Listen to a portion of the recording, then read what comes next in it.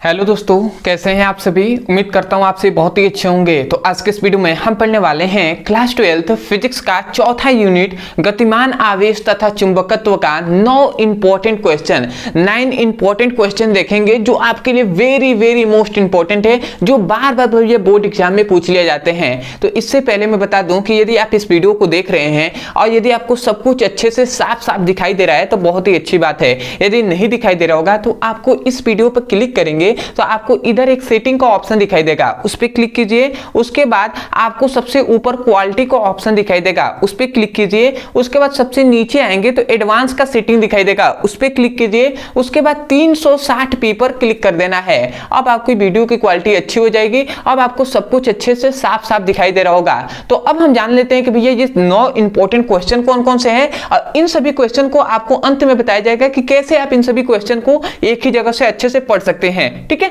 तो चलिए दोस्तों देख लेते हैं। तो सबसे पहला आता है, सबसे पहला इंपॉर्टेंट क्वेश्चन, ध्यान दीजिएगा। यहां पे लिखा गया है लारेंज बल किसे कहते हैं। लारेंज बल किसे कहते हैं, ये बार बार एग्जाम में पूछ लिया गया है। आप जो प्रीवियस ईयर में जो क्वेश्चन पूछे गए हैं आप जा सकते हैं और जो भी आपके गेस्ट पेपर होते हैं उसमें आपको मिल जाएगा। ठीक है, तो आप उसमें जाकर देख सकते हैं। तो पहला आता है लारेंज बल। तो लारेंज बल किसे कहते हैं याद रखेंगे भैया, ये 2 नंबर में आपसे पूछ लिया जाता है, ये भी 2 नंबर में, ये 2 नंबर में 2 क्वेश्चन है। एक है म्यू नॉट और एप्सिलॉन नॉट का मान ज्ञात कीजिए। म्यू नॉट क्या है भैया, चुंबकशीलता और ये विद्युतशीलता है, किसमें, वायु या निर्वात में। तो इनका मान हमें ज्ञात करना है। ठीक है, तो ये 2 क्वेश्चन हो गए। तीसरा आते हैं भैया, तीसरा क्या है। ठीक है, अब यहां से जो स्टार्ट हो रहा है भैया, ये 3 नंबर और 5 नंबर और 7 नंबर में एक क्वेश्चन है, तो इसको ध्यान देना है। यहां पे लिखा गया भैया चुंबकीय बल रेखाएं तथा विद्युत बल रेखाएं में अंतर लिखिए। समझ में आया ना, मतलब चुंबकीय बल रेखाएं और विद्युत बल रेखाओं में क्या डिफरेंट होता है, क्या अंतर होता है, उसको आपको लिखना है।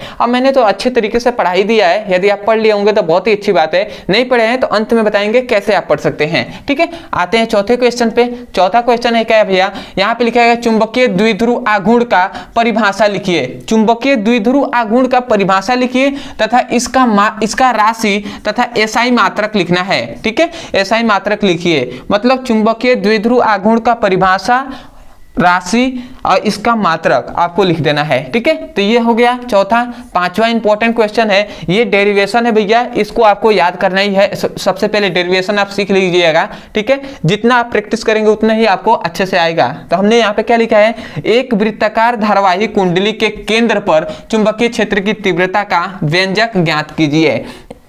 ठीक है, मतलब ये क्या है भैया, ये क्या है, एक वृत्ताकार क्या है, धारावाही कुंडली है जिसके केंद्र पर हमें चुंबकीय क्षेत्र की तीव्रता ज्ञात करना है। जब आप एम्पियर का परिपथीय नियम पढ़ेंगे तो उसका ही ये अनुप्रयोग है। ठीक है, ये उसका ही अनुप्रयोग है। ठीक है, तो आपको इस तरीके से भी पूछ सकता है। ठीक है, तो आपको इसको याद रखना है। ये डेरिवेशन है, इसको आपको प्रूफ करना है। अगला आते हैं डेरिवेशन, ये 2 डेरिवेशन है इस चैप्टर का जो आपको याद रखना है। अब आता है भैया कि बाह्य चुंबकीय क्षेत्र के स्थित चुंबकीय द्विध्रुव पर स्थितिज ऊर्जा का व्यंजक ज्ञात करना है। मतलब चुंबकीय क्षेत्र में स्थिर चुंबकीय द्विध्रुव की स्थितिज ऊर्जा का व्यंजक ज्ञात करना है। ठीक है, तो ये 2 आपके महत्वपूर्ण हैं। ठीक है, डेरिवेशन के टॉपिक से। ठीक है, तो इन दोनों को आपको याद कर लेना है। ठीक है, जो कि बार बार बोर्ड एग्जाम में पूछ लिए गए हैं। ये सभी भैया लगभग 4 बार, 5 बार, 6 बार, 7 बार ये सभी क्वेश्चन रिपीट हो गए हैं, तो इसलिए मैंने यहाँ पे 9 क्वेश्चन लिया गया है। ठीक है, अगला आता है भैया कि साइक्लोट्रॉन का सिद्धांत,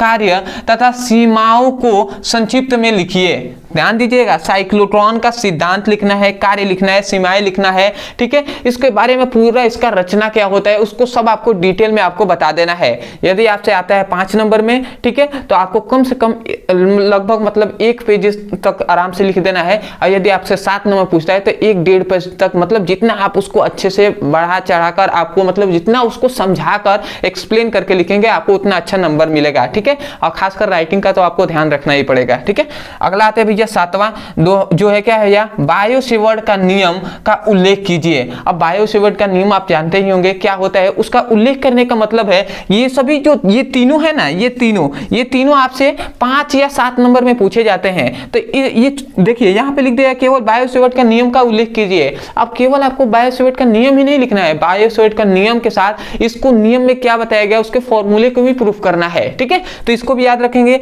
अगला आता है अंतिम हमारा कि एम्पियर का परिपथ परिपथीय नियम क्या है तथा इसको सूत्र का निगमन कीजिए। मतलब एम्पीयर का परिपथीय नियम क्या है, और एम्पीयर का जब परिपथीय नियम पढ़ेंगे तो उसमें एक सूत्र होगा, उसको प्रूफ करना है कि कैसे ये सूत्र आया है। ठीक है, तो ये 9 इंपॉर्टेंट क्वेश्चन है जो आपके लिए वेरी वेरी मोस्ट इंपॉर्टेंट है। ठीक है, अब मैं बता देता हूं कि आप इसको कहां से पढ़ सकते हैं। ठीक है, तो इससे पहले मैं कह दूं कि भैया यदि आपको समझ गए हैं, ठीक है, तो सबसे पहले तो सपोर्ट करने के लिए चैनल को सब्सक्राइब कर लीजिए, वीडियो को लाइक कर दीजिएगा, हो सके तो हमें कमेंट सेक्शन में जरूर बताइएगा कि आपको वीडियो कैसा लगा। तो आशा करते हैं आप कर लेंगे। ठीक है, अब मैं बता देता हूं, देखिए सबसे पहली बात, आपके पास 3 रास्ते हैं, 3 तरीके से पढ़ सकते हैं। सबसे पहला तो आपको इधर एक नंबर दिया जा रहा होगा, इस नंबर पर आपको कुछ नहीं करना है, ये व्हाट्सएप नंबर है, इस नंबर पर आपको मैसेज करना है और लिखना है कि class 12 physics chemistry all important topic link. तो आपको फिजिक्स और केमिस्ट्री के चैप्टर वाइज इंपॉर्टेंट टॉपिक का लिंक दे दिया जाएगा, वहां से उसकी सभी का पढ़ाई कर सकते हैं फिजिक्स और केमिस्ट्री का, और अपने सुंदर से नोट्स बना सकते हैं। ये हो गया पहला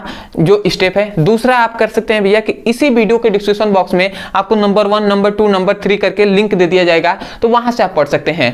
तीसरा, मान लेते हैं भैया कि लैरेंज बल आपको पढ़ना है, तो आप यूट्यूब पे लिखिए लैरेंज बल किसे कहते हैं ब्रदर सर, आपको वीडियो मिल जाएगा। ऐसे मान लेते हैं भैया कि चुंबकीय बल रेखाएं और विद्युत बल रेखाएं में अंतर, तो ऐसे लिखिए, इंग्लिश में लिखेंगे चुंबकीय बल रेखाएं और विद्युत बल रेखाओं में अंतर ब्रदर सर, मिल जाएगा भैया। एम्पीयर का परिपथीय नियम पढ़ना है, एम्पीयर का परिपथीय नियम ब्रदर सर, या बायो सेवर्ट का नियम पढ़ना है, बायो सेवर्ट का नियम ब्रदर सर, आपको वीडियो मिल जाएगा। इस प्रकार आप कोई भी टॉपिक को लिखकर अंत में हमारे चैनल का नाम लिख देंगे, आपको वीडियो मिल जाएगा, वहां से उसकी पढ़ाई कर सकते हैं। तो आशा करते हैं आप समझ गए होंगे, और अभी तक मतलब आपने तो चैनल को सब्सक्राइब कर ही लिया होगा। तो चलिए दोस्तों, आज के लिए इतना ही, मिलते हैं एक नए टॉपिक के साथ, तब तक के लिए धन्यवाद। जय हिंद, जय भारत।